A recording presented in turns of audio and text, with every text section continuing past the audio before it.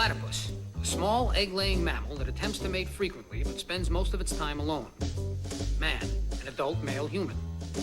Platypus man, an adult male human that attempts to mate frequently but spends most of its time alone. Brought to you by the all-new Chevy Blazer, Motor Trend's Truck of the Year. Lou? Lou?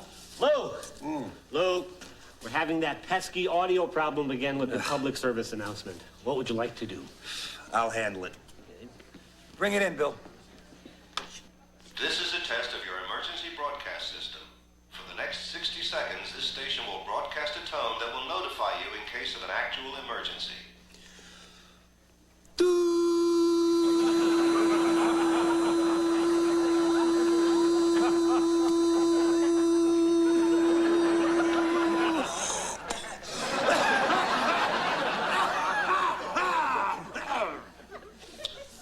Close enough. From New York, it's time for Cooking with the Platypus Man. And now here he is, the Platypus Man himself, Richard Jennings!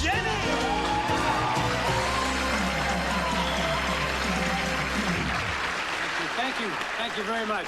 Thank you, welcome to the show. I'm Richard Jenny. We're shooting in New York, but hey, who isn't? How many of you guys out there watching have ever wondered just what is the difference between food and cuisine?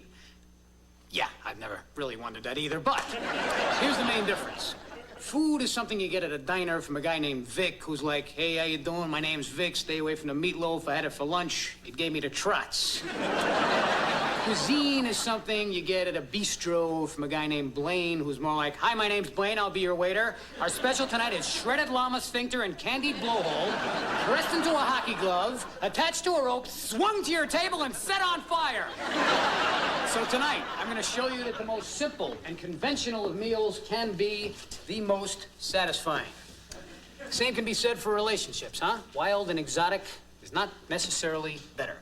Which brings me to my date I had a couple of weeks ago. Our producer here, Lou Golumbewski, set me up with his son's second-grade teacher. She taught me a few things, like...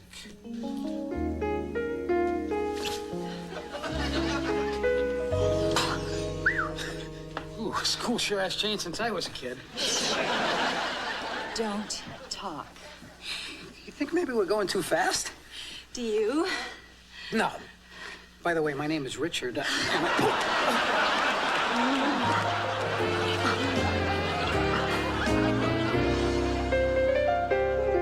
Here, Mr. Mouse, a nice fresh piece of fromage. Time to come on out, little fella. It's a shame you have to kill the poor little critter. I know, Lou, but I can't have it in a bar. They're a health risk. They carry disease. Hi, how you doing? Come on in.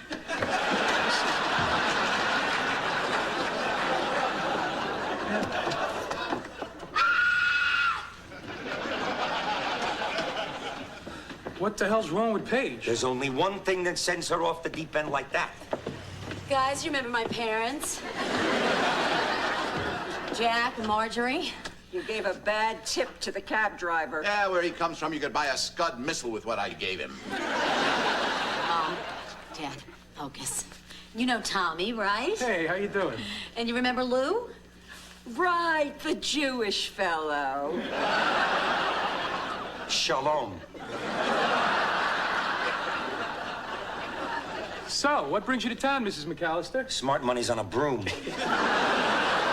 Now, we're here to see Cats. Ah, good musical.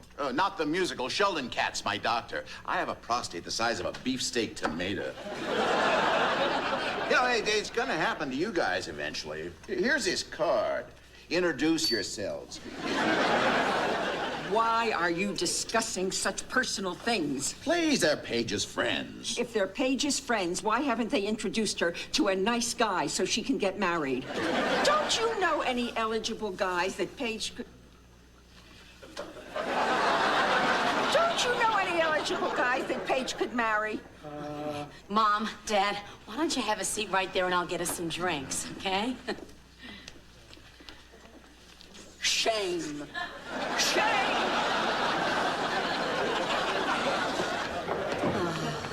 God, they're driving me crazy. They really know how to push my buttons, especially this husband thing.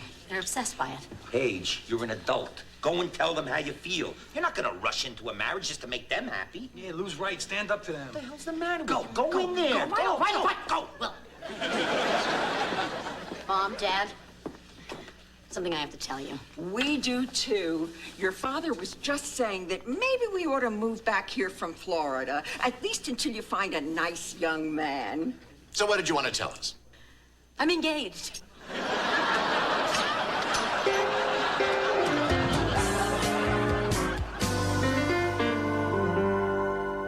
That was amazing. It was fantastic. If you were an Indian, your name would mean, oh, God. I'm glad you enjoyed it. No. Enjoyment is something that Opie gets when he goes fishing with Pa. That was incredible. It was memorable. It was the kind of experience that poets write about. Hey, this one's pretty hot. And it rhymes. Print it. I should be going home.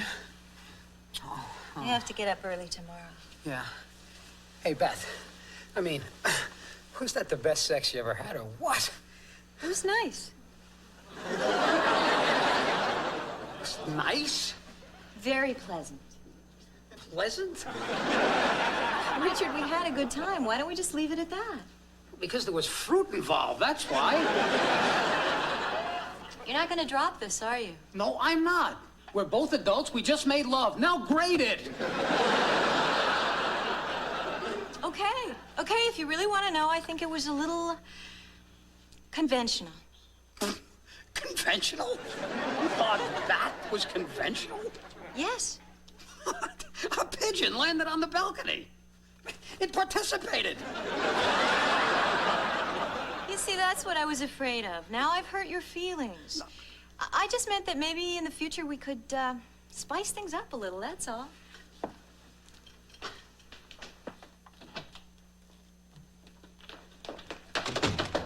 Richard! Paige, what the hell are you doing here? Don't ask any questions. Just play along. The second time I've been told that tonight. Richie, we're so happy for you. Mr. and Mrs. McAllister. Yeah, we always thought with you two living next door to each other, this might happen. Huh? I just told Mom and Dad about our engagement. Our engagement? Oh, our engagement. Yes, it was very sudden, spur of the moment type of thing. Welcome to the family. You've made me so happy, darling.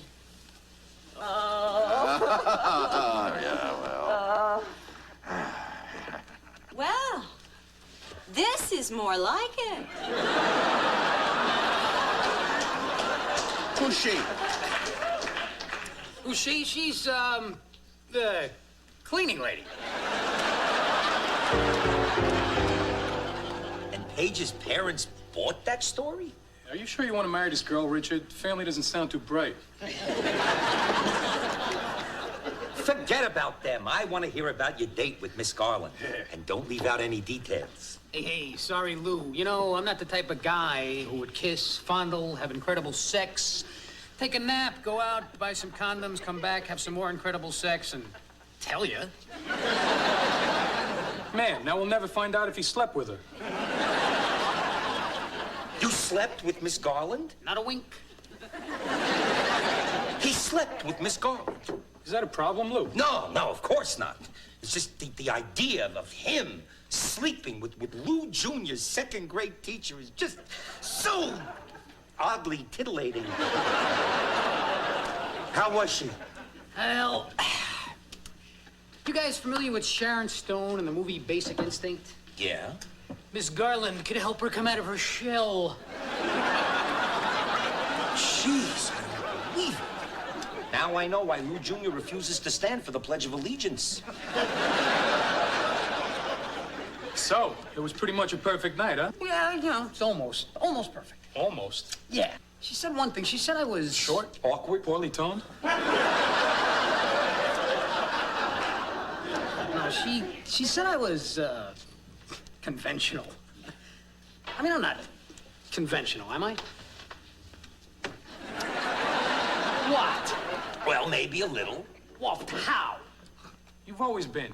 Remember Halloween when we were kids and we went trick-or-treating together? Yeah. You went as a ghost every year. Every year, the same white sheet with the 2 eye holes. The other kids used to beat us up. Just for being conventional? No, we lived in Harlem. Big deal. That's one example. You go to Ben & Jerry's, you order vanilla. You spend exactly 25% of your salary on rent. You sing along to cheap elevator music. And you like Michael Bolton. I just said that.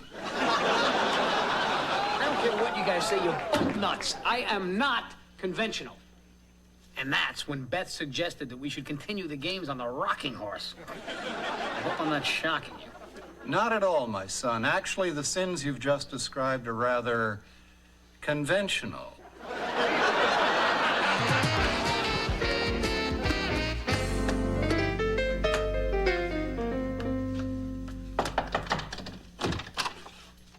Thank God you're here. I rushed over as soon as I got your message. What's going on? The universe is expanding and I'm not. What? Beth, you were right. You were so right. I'm too conventional, you know? I need to broaden my horizons, right? I gotta go, I gotta do, I gotta be, I gotta pain. Just now. You've been drinking. No. I am in a great space right now. I mean, this is a whole new beginning. With your help, we can have a whole new Richard by Friday. Okay, Richard, but we're gonna have to set a few ground rules. Anything. I mean it, unless you put your complete trust in me. This is never gonna work. I'm there. Anything else? A number I can contact in case of emergency.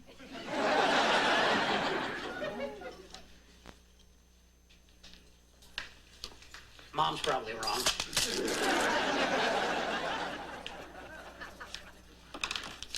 Okay.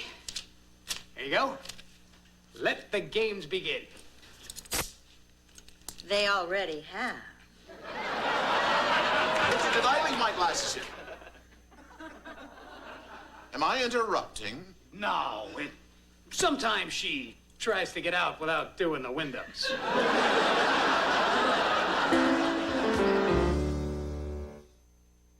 Platypus Man will be right back.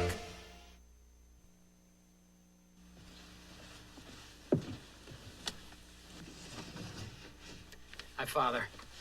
I don't know if you remember me. I spoke to you last week about my sins. Well, I don't usually guess people's weight in here, my son. I just thought my sins might have stuck out in your mind because they were so, you know. Oh, Mr. Conventional is back. Do you remember Beth, the girl that I was telling you about? Sure, girls like Beth keep me in a job. Okay, well, lots happened since we last spoke. So get comfortable. What happened?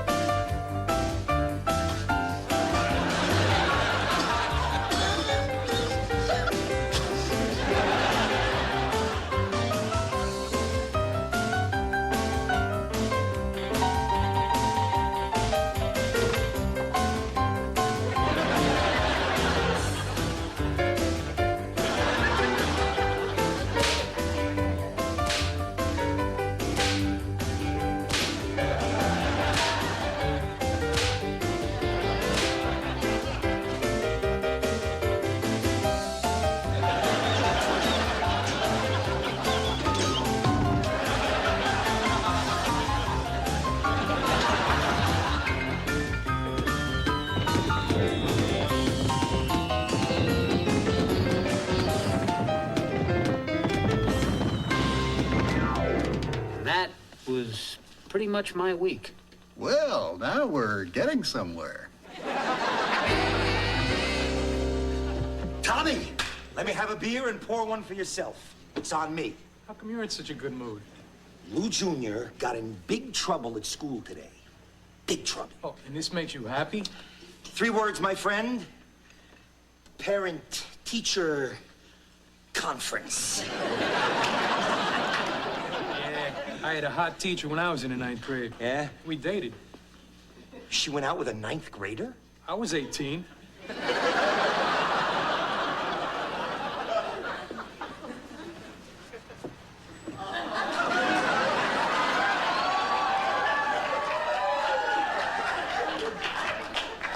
Oh, excuse me, I think you want the bar down to...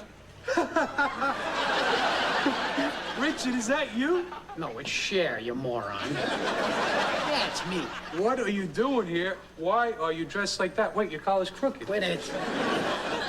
Beth wanted to know if I was uninhibited enough to go out in public like this. It's a test. Uh-huh. Just a test. Richard? Louder, Lou. I don't think they heard you in Cairo. Get a load of you. I always wondered what happened to my old sofa. Just get off my back, okay? Hey, I'm sorry. It's just the sight of you dressed in leathers. It's just so oddly titillating. 1, 2. That's it. Test over. I failed. Not a total loss, though. She may want to punish me. Hey, Richard, just so you know, when we said you were conventional, we didn't say it was a bad thing. Hey, Paige. Jack. Marjorie. The outfit. Am I right? About the outfit. There's a perfectly simple explanation for the outfit. You see, I am a pervert. Paige, I'm sorry. I can't keep this charade up anymore. Oh, it's okay. What's going on here, Paige? I told you that I was marrying Richard to get you off my back. You think we're on your back? Like 2 humps on a camel. Well, excuse us for wanting you to be happy. You don't want me to be happy. You just want me to be married. And never the two shall meet. What the hell makes you two think I'm not happy? Paige, please, relax, will you? People are looking at you. And did it ever occur to you that I might like being a sports writer? That I might like my independence? That I might be happy living alone? You are? Of course not! But the added pressure from you isn't helping. Well, we need to change, Jack. You do? Of course. I'm not flying back home to Florida dressed like this. Come, Mother. Coming, Mother.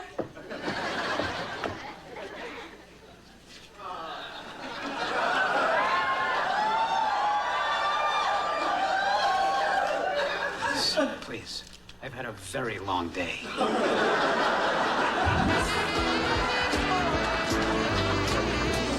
Welcome to the Mile High Club.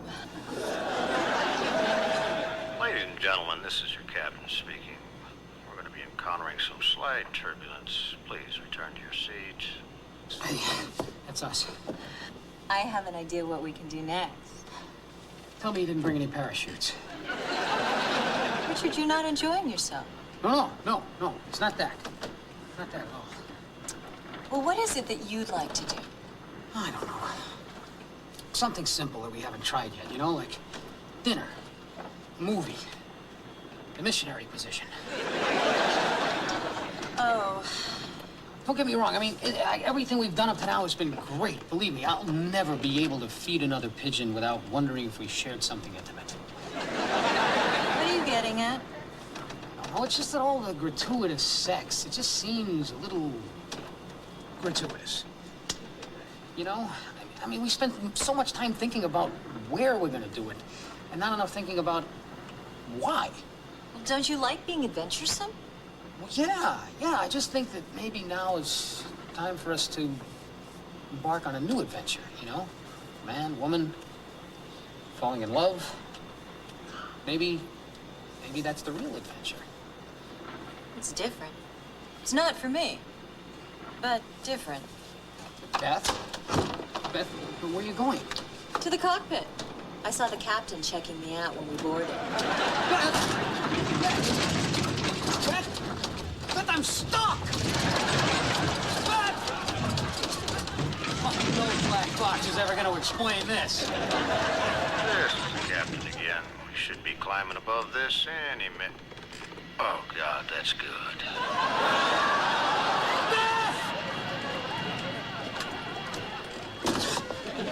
Mr. McAllister! Richard? What's gone rotten in your pumpkin, son? Stay tuned for more Platypus Man. So, I learned two things that day. One, sometimes being conventional is okay. And two, if you fly first class, they'll overlook almost anything. And now, fellow Platypus Men, a meal as simple and conventional as they get. Steak and potatoes. You tried the rest, now go back to the best. But keep watching me. See you next week.